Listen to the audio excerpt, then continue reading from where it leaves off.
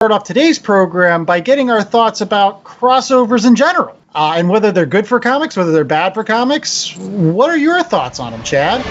Well, there has been the occasional time during a crossover where I'm exposed to a new book. And the one in particular I'm thinking of is just a 2-issue, back and forth between Howard the Duck by Chip Zdarsky and Squirrel Girl. That made me pick up my first issue of Squirrel Girl for the rest of the story.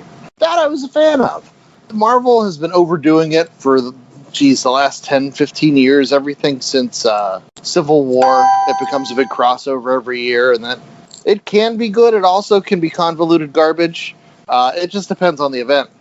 Yeah, I mean, it was one of those things where I feel like the folks that were like a generation before us in terms of comic book dumb, they weren't like exposed to a lot of crossovers like we were. For us folks and grew up in the comic books in the late 80s